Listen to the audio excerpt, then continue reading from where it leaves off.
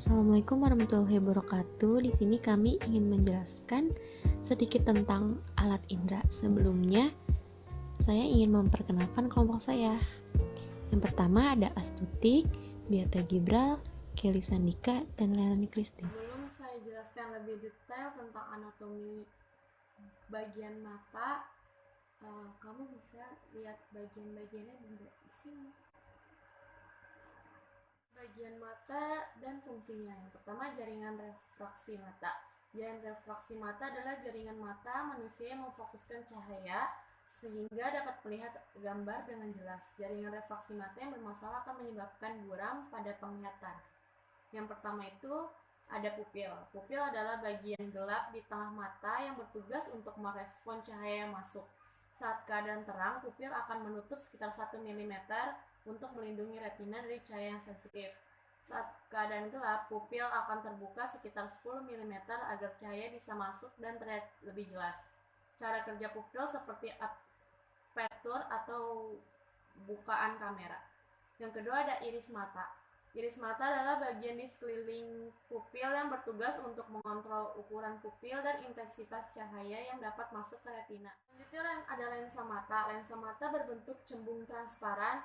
Cahaya masuk ke pupil lalu mencapai lensa. Lensa bertugas untuk memfokuskan cahaya ke retina. Fokus lensa mata akan berkurang seiring bertambahnya usia. Selanjutnya otosilaris. Otosilaris melekat pada lensa, bertugas sebagai akomodasi lensa untuk mengatur bentuk lensa dalam pemrosesan cahaya. Selanjutnya ada kornea. Kornea adalah lapisan transparan yang melindungi pupil, iris mata, bilik mata depan, atau area yang dipenuhi cairan di antara kornea dan iris mata. Kornea mata berfungsi sebagai sistem fokus mata utama. Yang kedua ada retina.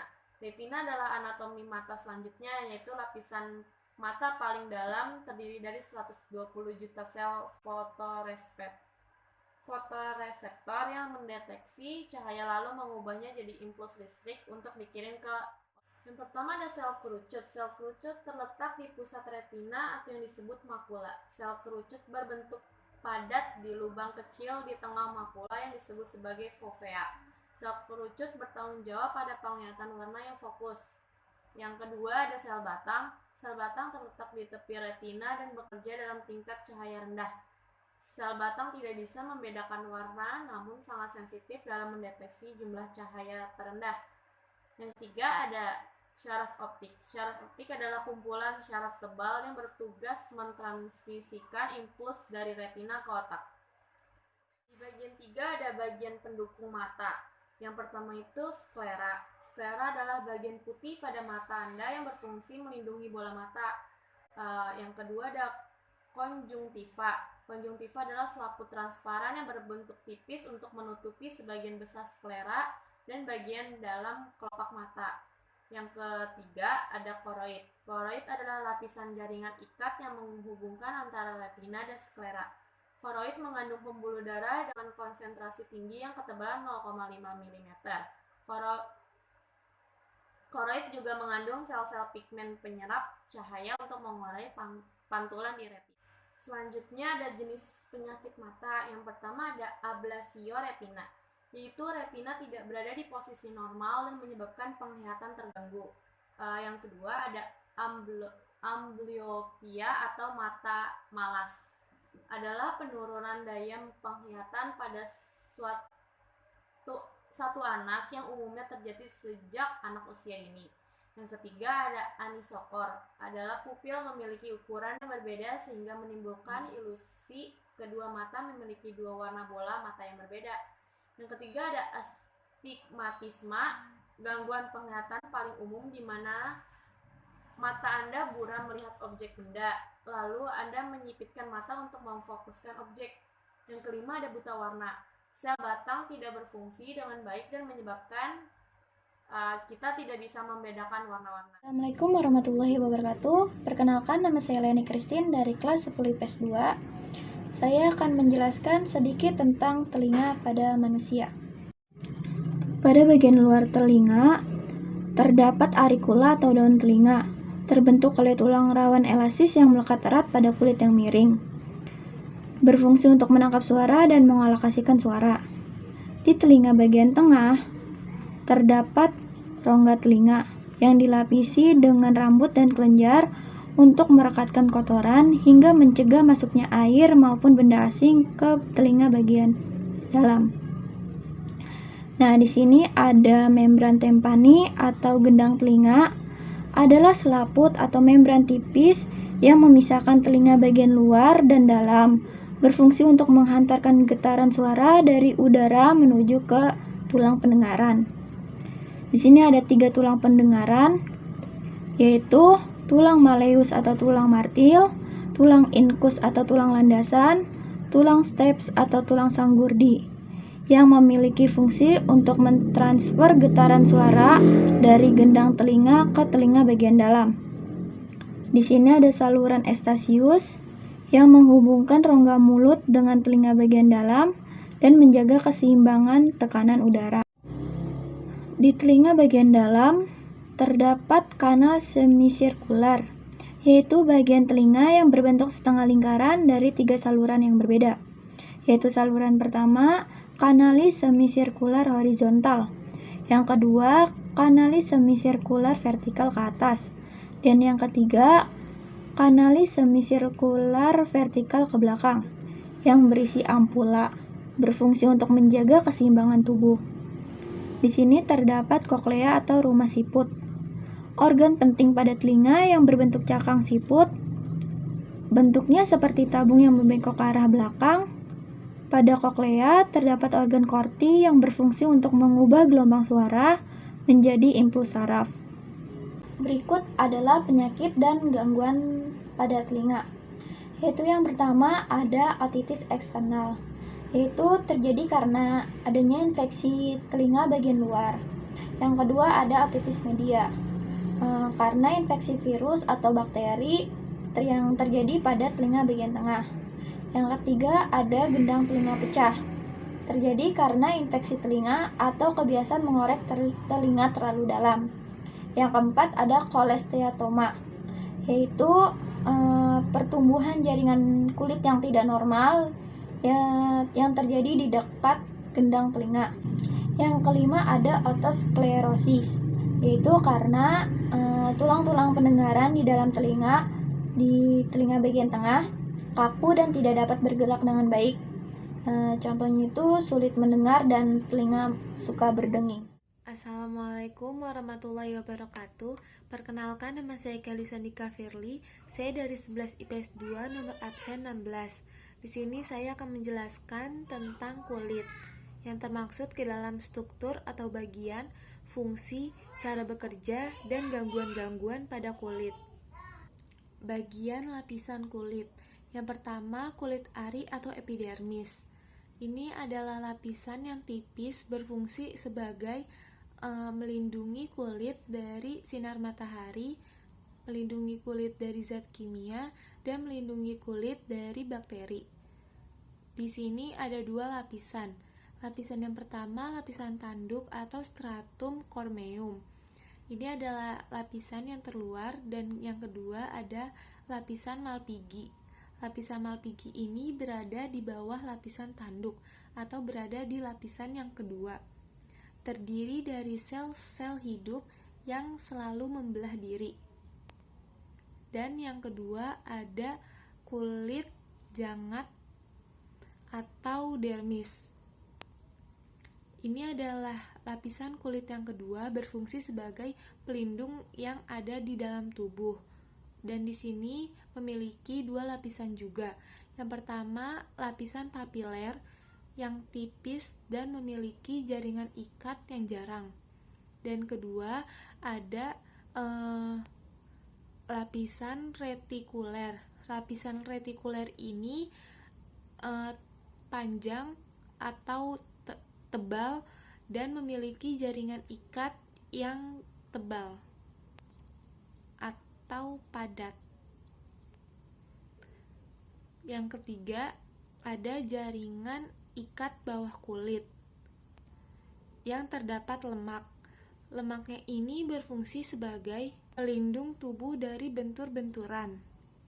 Dan selanjutnya akan membahas fungsi-fungsi kulit. Yang pertama ada fungsi proteksi. Sesuai dengan namanya, fungsi proteksi ini dimaksudkan untuk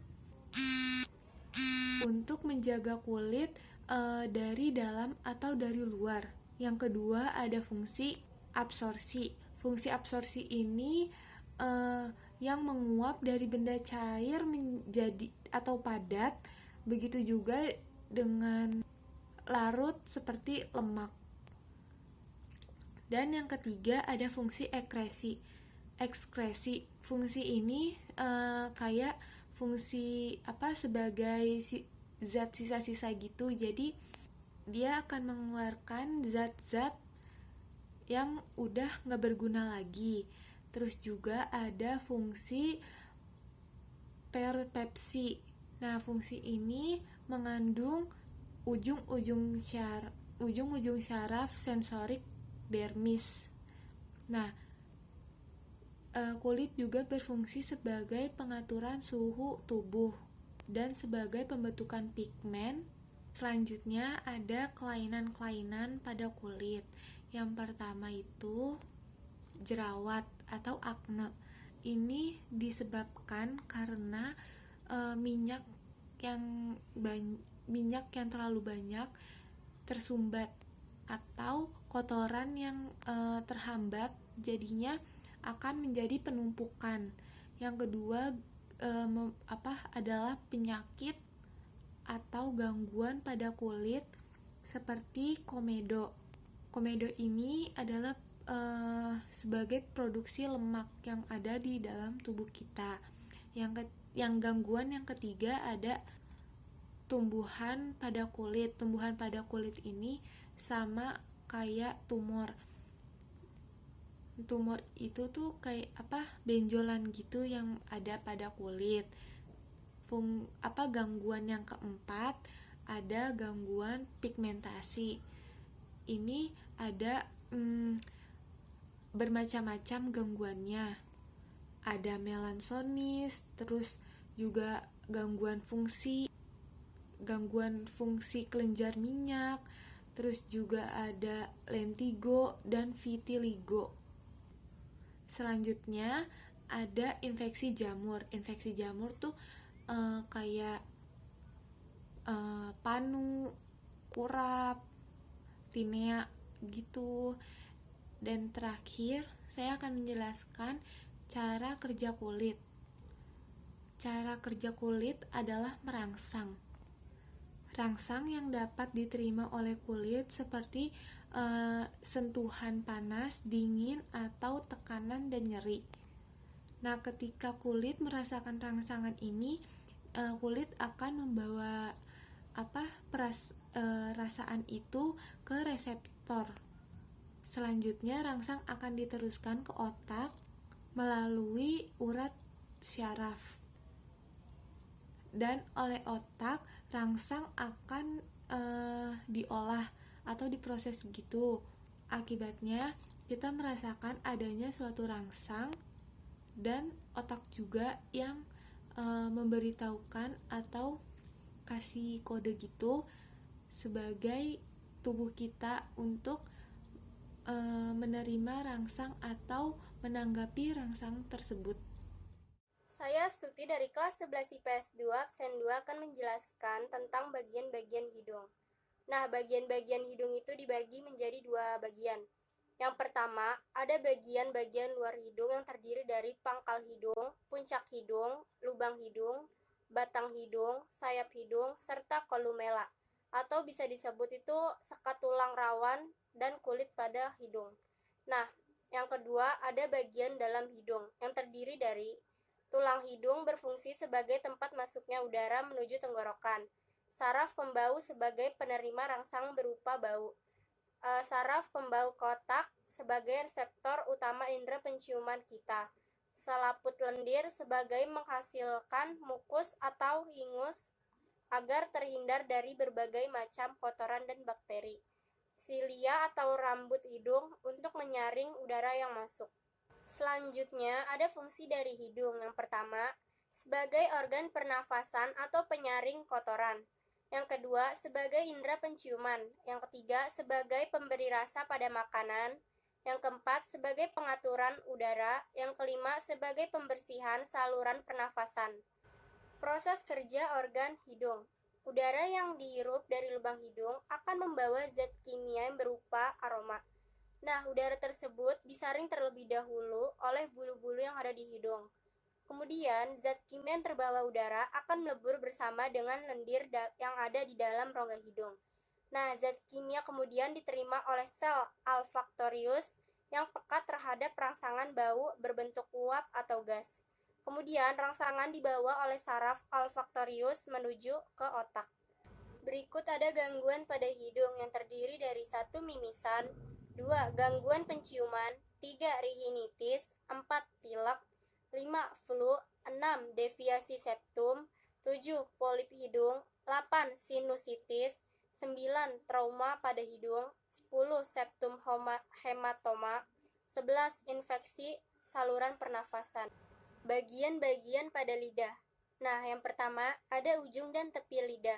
Yang kedua, punggung lidah terdapat pada permukaan lidah yang memiliki papillae, yaitu bintik-bintik kecil yang memberikan tekstur pada lidah. Yang ketiga, ada pangkal lidah terletak di belakang lidah sehingga tidak dapat terlihat dari luar mulut dan menempel pada dasar rongga mulut. Nah, bagian lidah dapat memberi rasa. Ada 4 bagian. Yang pertama, ada bagian depan lidah berfungsi mengecap rasa manis. Yang kedua, bagian tepi depan lidah yang berfungsi mengecap rasa asin. Yang ketiga, bagian tepi belakang lidah yang berfungsi mengecap rasa asam. Yang keempat, bagian tengah belakang lidah yang berfungsi mengecap rasa pahit. Berikut ada fungsi dari lidah. Yang pertama, sebagai alat pengecap. Yang kedua, sebagai membantu berkomunikasi. Yang ketiga, membantu mengunyah makanan. Yang keempat, membantu menelan. Yang kelima, membantu mengecap. Yang keenam, membantu menyentuh makanan. Yang ketujuh, melindungi mulut dari kuman. Yang kedelapan, membantu mengisap makanan. Nah, selanjutnya ada proses kerja lidah. Makanan atau minuman yang telah berupa larutan di dalam mulut akan merangsang ujung-ujung saraf pengecap. Setelah itu, rangsangan tersebut diteruskan ke pusat saraf pengecap di otak. Lalu otak menanggapinya rangsangan tersebut sehingga manusia dapat merasakan rasa makanan atau minuman tersebut. Dan yang terakhir, ada gangguan pada lidah. Nah, yang terdiri dari 1. Sariawan, 2. Kandidiasis mulut, 3. Lincen planus, 4. Lidah geografik, 5. Lidah pecah-pecah, 6. Glossitis, 7. Lidah terbakar, 8. Leukoplakia, 9. Kanker lidah. Dan sekian dari kelompok kami, terima kasih, mohon maaf bila ada kekurangan kata. Wassalamualaikum warahmatullahi wabarakatuh.